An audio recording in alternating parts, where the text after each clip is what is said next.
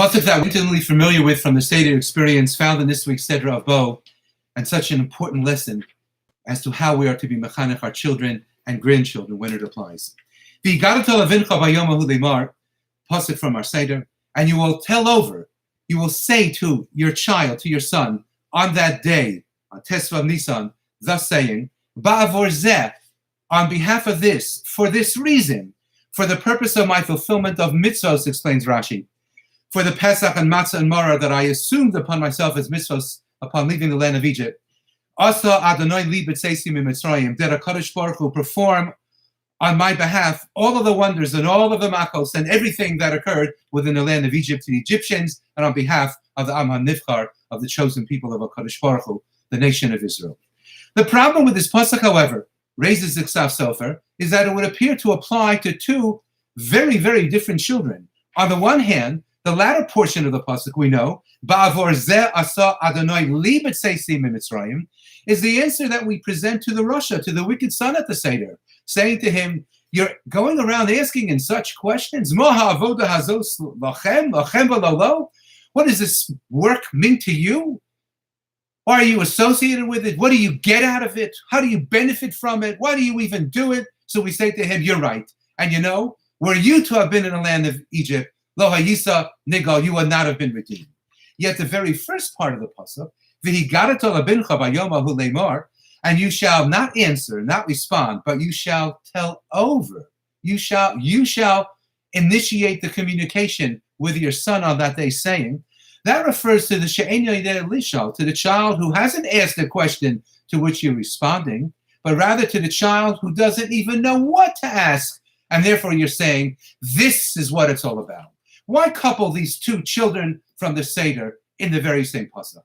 And the answer is the Ksaf Sofer, because when it comes to chinuch, sometimes we outsmart ourselves.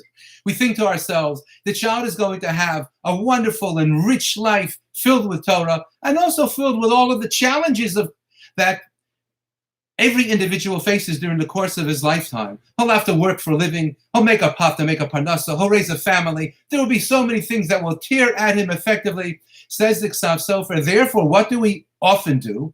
We permit the child in his or her younger years to play an awful lot, to roam around, to be a child, to be part of what it means to grow up as a child, which is terribly important. But, says the Ksaf Sofer, sometimes it becomes so important to the parent that all important, intricate details of setting the foundation of a child's future life when it comes to Torah and chinuch go by the wayside.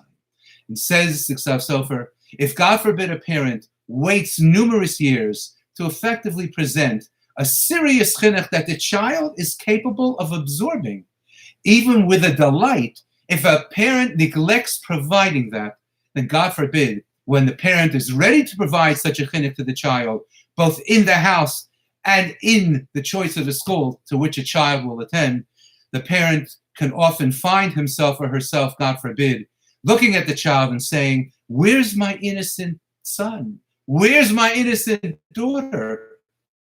He kind of looks like, forbid it to say, he kind of looks like a Russia. Says the Ksaf Sofer, when your child is still yet young enough that he doesn't even know how to ask, let alone what to ask, specifically then, you shall tell your child at that hour how fortunate he is to be a member of the chosen nation of HaKadosh Baruch Hu. How fortunate he is to be an Eved of HaKadosh Baruch Hu. How fortunate he is to engage in mitzvos.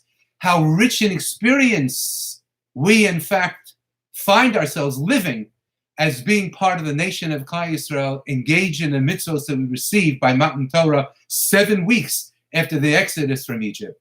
Tell the child all these things then. Tell the child why we were taken out of Egypt. And then you'll see, as the years will pass, the chinuch provided to the child will enable the child to grow and to flourish and to, God willing, become the chacham that we so desire for each and every one of our children, a proper, upstanding, righteous member of the people of HaKadosh Baruch Hu. Have a great Shabbos.